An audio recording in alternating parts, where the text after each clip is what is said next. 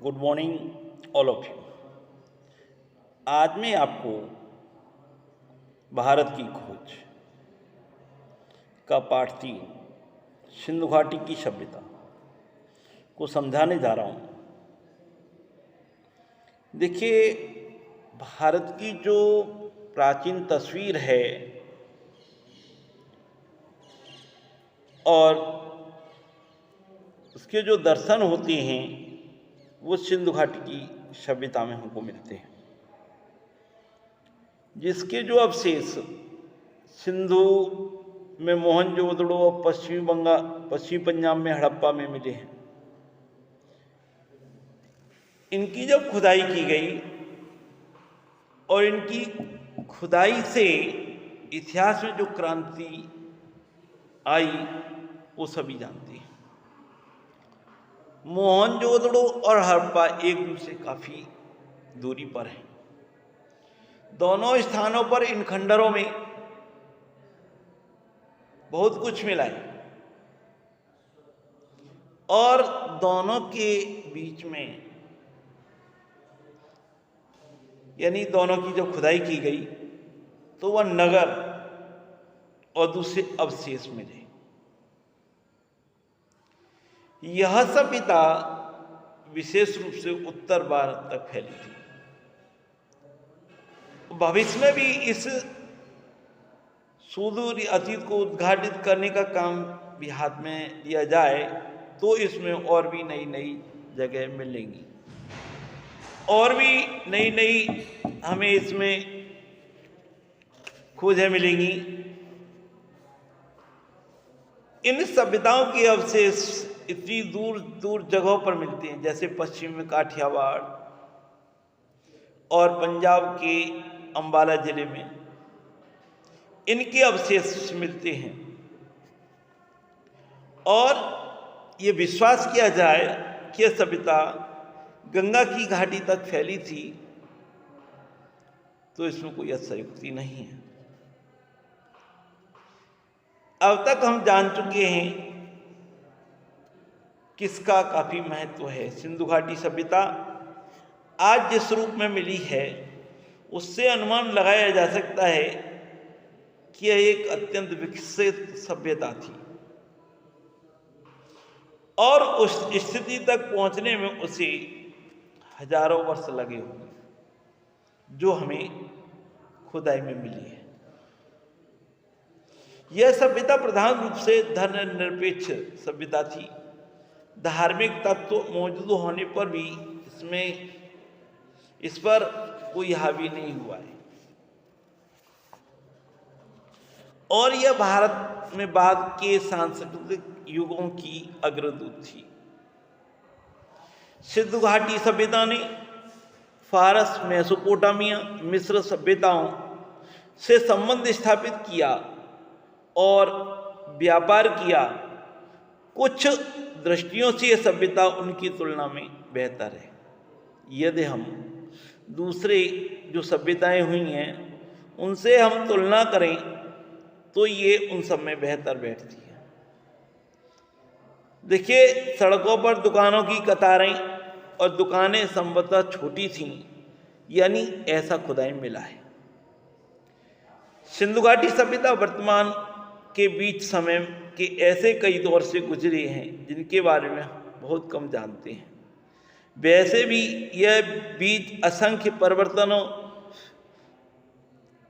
हुए हैं, लेकिन भीतर ही भीतर निरंतरता की ऐसी श्रृंखला चली आई जो आधुनिक भारत को 6-7 हजार पुराने उस बीते हुए युग से जोड़ती है। और एक बात बता दें, इसमें जो परंपराएं जो चली आई हैं इन सभ्यताओं में, रहन सहन की हो, लोक प्रचलित रीति रिवाजों की हो, दस्तकारी की हो, यहाँ तक कि पोशाकों की फैशन की याद दिलाता है। इसमें जो खुदाई मिला है, यहाँ की जो परंपराएं हमें देखने को मिलती हैं। और भी दिलचस्प कहानी यह है इसकी, भारत अपनी कहानी को इस भोर बेला में एक नन्हे बच्चे की तरह नहीं बल्कि अनेक रूपों में विकसित सयाने रूप में दिखाई पड़ता है इन सभ्यताओं से। यानी वो बच्चा नहीं है, इन सभ्यताओं से भारत एक सयाने रूप में दिखाई पड़ता है। वह जीवन के तौर तरीकों से अपरिचित नहीं है। उसने कला और जीवन की सुख सुविधाओं का उल्लेख पहले ही यानी सीख लिया, उसने काफी पहले ही इसकी प्रगति कर ली थी। अब बात आती है कि सिंधु घाटी सभ्यता में जो लोग थे वो कहाँ से आए, कौन थे। तो देखिए, इनकी संस्कृति इस देश की संस्कृति थी क्या, तो ये बात हम देखिए आगे पढ़ेंगे इसमें। देखिए, उसकी जड़ें और शाखाएं दक्षिण भारत में मिल सकती हैं। दक्षिण भारत में सिंधु घाटी सभ्यता के लोगों की जड़ें मिल सकती हैं। ये जो लोग थे दक्षिण भारत की द्रविड़ जातियों या संस्कृति के बीच अनिवार्य समानता दिखाई पड़ती है इन लोगों में। यदि प्राचीन समय में कुछ लोग भारत में आए भी तो ये घटना मोहनजोदड़ो के समय से कई हजार वर्ष पहले घटी है। ये उस समय नहीं आई सिंधु घाटी के समय, ये उससे कई हजार वर्ष पहले आए थे। व्यावहारिक दृष्टि से हम उन्हें भारत के ही निवासी मान सकते हैं। सिंधु घाटी सभ्यता के बारे में कुछ लोगों का ऐसा कहना है कि इसका जो अंत हुआ वो किसी दुर्घटना के कारण हुआ होगा, जिसकी कोई व्याख्या नहीं मिलती। लेकिन सिंधु नदी अपनी भयंकर बाढ़ों के कारण प्रसिद्ध है, जो नगरों और गांवों को बहा ले जाती है। यह संभव है। मौसम परिवर्तन के कारण धीरे धीरे जमीन सूखती गई और खेतों पर रेगिस्तान छा गया, और मोहनजोदड़ो के खंडर अपने आप इस बात का प्रमाण भी है।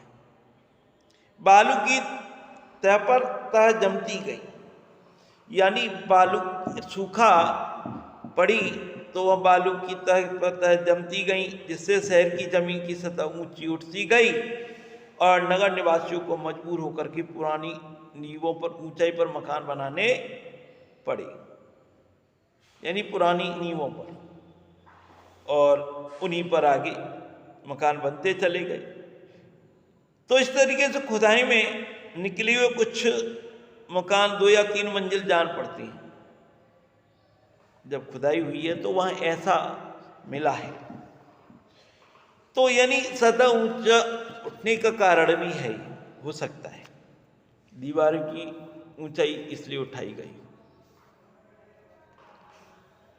और यह भी मुमकिन हो सकता है मौसमी परिवर्तन ने इन इलाकों के निवासियों और उनके रहन सहन की पद्धतियों को प्रभावित किया हो। तो इस तरीके से ये आगे उठाते गए हों। तो देखिए, अब बात आती है कि सिंधु घाटी सभ्यता और बाद के कालखंडों के बीच जो संबंध है वो किस तरीके से, यानी वो टूटते रहे, बनते रहे और यही चलता रहा। तो इसका भी सिंधु घाटी सभ्यता पर प्रभाव पड़ा है और ये देखने को मिला है। ऐसा माना जाता है कि आर्यों का प्रवेश सिंधु घाटी युग के लगभग 1000 वर्ष बाद हुआ है।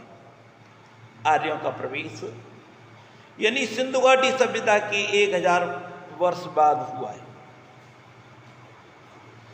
और इनमें इतना बड़ा समय का अंतर न रहा हो।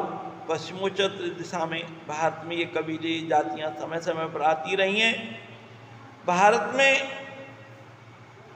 ये आए और अपनी जो सांस्कृतिक समन्वय मेल जोल है उसको स्थापित किया है। सिंधु घाटी सभ्यता के प्रतिनिधि थे ये, इनको माना गया है। इन्होंने भारतीय जाति और उनकी जो संस्कृति है उसके साथ समन्वय स्थापित किया है और विकास किया है। जो दूसरी जातियां थी उनके साथ। अब सिंधु घाटी में कुछ प्राचीनतम अभिलेख, धर्म ग्रंथ, पुराण भी ऐसा मिले। सिंधु घाटी सभ्यता की खोज से पहले यह समझा जाता था कि हमारे पास भारतीय संस्कृति का सबसे पुराना इतिहास क्या वेद है। वेद के युग के काल निर्धारण के बारे में बहुत मतभेद रहा है। यूरोपीय विद्वान प्राय इसका समय बहुत बाद में मानते हैं और भारतीय विद्वान पहले मानते हैं। जो यूरोपीय विद्वान थे वो कहते हैं तो बाद में लिखे गए, और जबकि भारतीय विद्वान कहते तो बहुत पुराने। आजकल अधिकांश विद्वान ऋग्वेद की ऋचाओं का समय ईसा से 1500 वर्ष पहले मानते हैं, पर मोहनजोदड़ो की खुदाई के बाद इससे इन आरंभिक भारतीय धर्म ग्रंथों और पुराना साबित करने की प्रवृत्ति बढ़ गई। यानी जब मोहनजोदड़ो की खुदाई की गई तो इन धर्म ग्रंथों की जो प्राचीनता है और बढ़ गई। हमारे पास मनुष्यों के दिमाग की प्राचीनता उपलब्ध रचना है। मैक्स मूलर ने लिखा है, आर्य मानव के द्वारा कहा गया पहला शब्द का है, यानी आर्य मानव के द्वारा कहा गया पहला शब्द, यानी ये मैक्स मूलर ने कहा गया है। ये बात मैक्स मूलर ने कही है कि आर्य मानव के द्वारा कहा गया पहला शब्द। भारत की समृद्ध भूमि पर प्रवेश करने के समय आर्य अपने साथ उसी कुल के विचारों को लेकर के आए थे जिसने ईरान में अवेस्ता की रचना हुई थी। भारत की धरती पर उन्होंने विचारों का पल्लवन किया। वेदों और अवेस्ता की भाषा में भी अद्भुत साम्य है। अवेस्ता जो यानी एक धर्म ग्रंथ है और उसकी जो भाषा की साम्यता है वो वेदों से मिलती है। ऐसा कहा गया वेद भारत के अपने महाकाव्यों की संस्कृत की अपेक्षा अवेस्ता के अधिक निकट है, यानी वेद अवेस्ता के अधिक निकट है, ऐसा कहा गया। अब वेदों की बात करते हैं। बहुत से हिंदू वेदों को प्रकाशित धर्म ग्रंथ मानते हैं। ये प्रकाशित धर्म ग्रंथ है। उनका असली महत्व इस बात का उद्घाटन करने के कारण, यानी इस बात को यानी आगे लाने के कारण है कि वह वेद तो मानव मस्तिष्क की एक उपज है। वेद की उत्पत्ति विद धातु से हुई है, जिसका अर्थ है जानना। वेद धातु का अर्थ होता है जानना। अतः वेद का सीधा साधा अर्थ है अपने समय के ज्ञान का संग्रह। अपने समय के ज्ञान का संग्रह ही वेद है। उनमें न मूर्ति पूजा है न देव मंदिर। वैदिक युग के आर्यों में जीवन के प्रति इतनी उमंग थी कि उन्होंने आत्मा पर बहुत कम ध्यान दिया। इन्होंने आत्मा की तरफ ध्यान नहीं दिया है। वे मृत्यु के बाद किसी प्रकार के अस्तित्व में बहुत स्पष्ट रूप से विश्वास करते थे, यानी मृत्यु के बाद फिर वो आगे के उस पर ध्यान नहीं देते थे, आगे के अस्तित्व पर कि मरने के बाद क्या होता है। इस बात पर उन्होंने ध्यान नहीं दिया। पहला वेद यानी ऋग्वेद शायद मानव जाति की पहली पुस्तक है।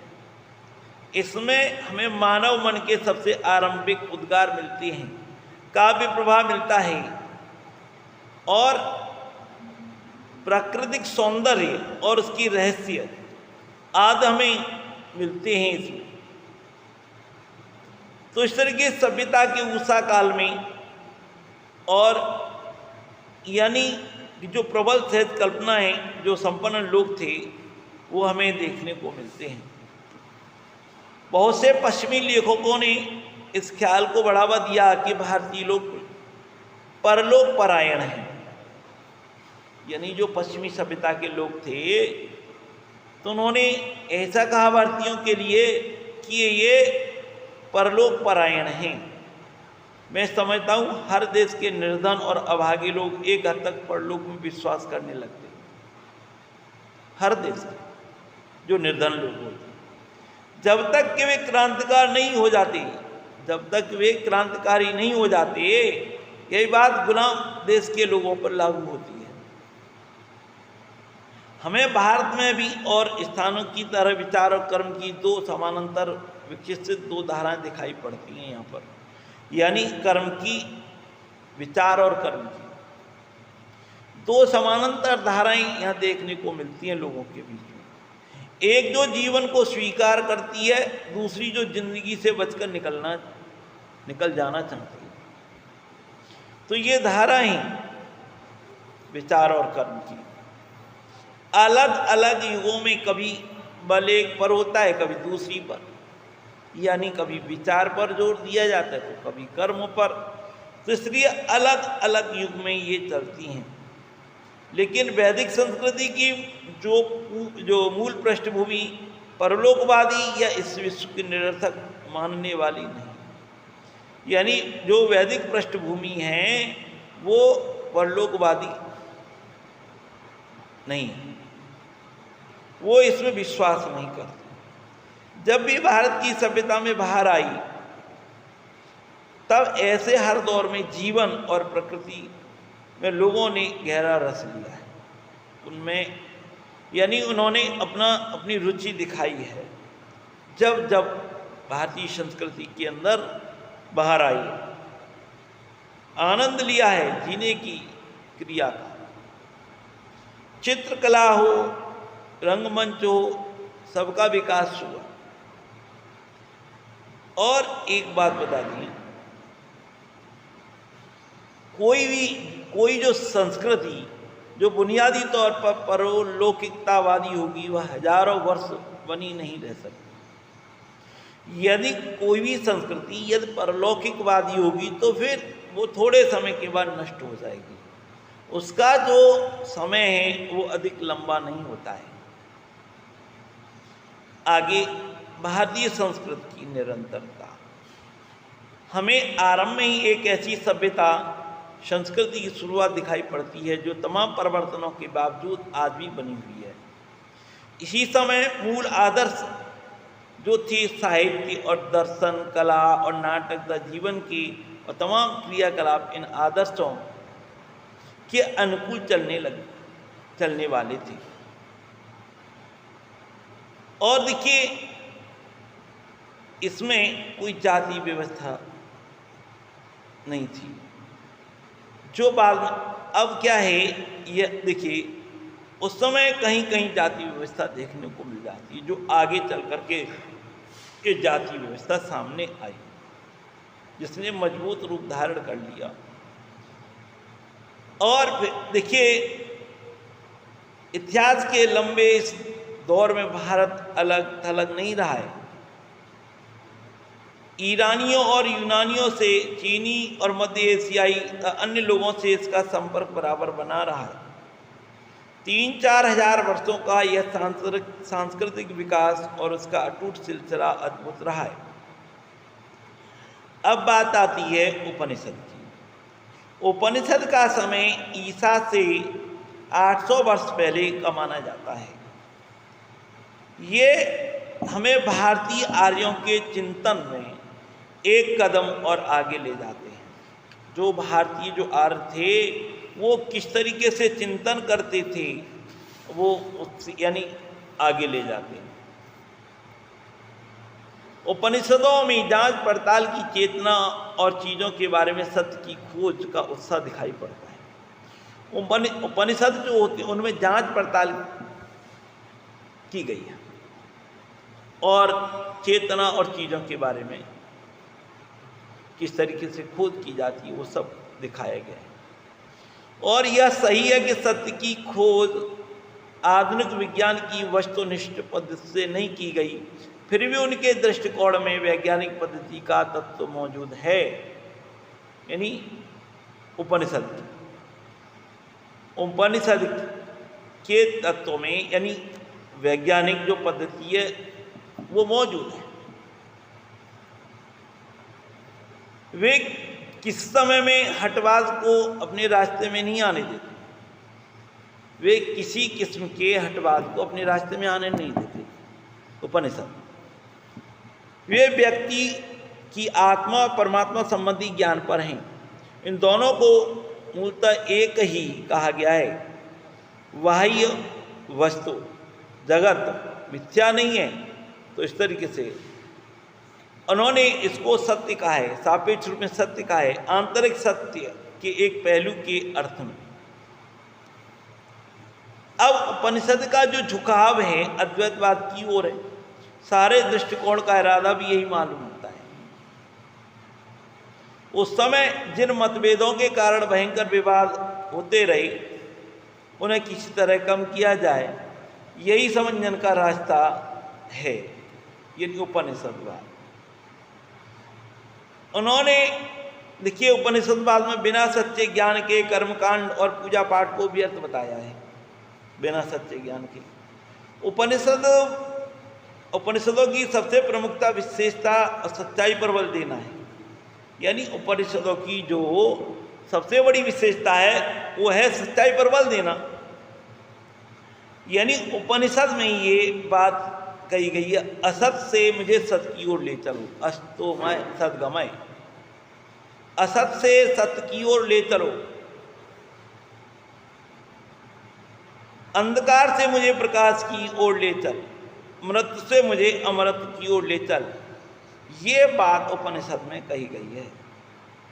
बार बार हमें एक वेतन मन झांकता दिखाई पड़ता है, जो निरंतर किसी खोज में किसी प्रश्न का उत्तर पाने में लगा रहता है। ऐतरेय ब्राह्मण में इसकी लंबी अनिवार्यता यात्रा के बारे में एक स्रोत है। हर श्लोक का अंत इस टेक से होता है, चरैवेति चरैवेति, हे यात्री इसलिए चलते रहो चलते रहो। ये ऐतरेय ब्राह्मण जो उपनिषद है उसमें ये स्रोत है और श्लोक की अंतिम टेक है। अब तो देखिए आज मैंने इस पाठ के कुछ अंश आपको समझाए, तो इस तरीके से इसे आप ध्यान से सुनेंगे तो आपको इसमें बहुत कुछ सुनने को मिलेगा, सीखने को मिलेगा। धन्यवाद।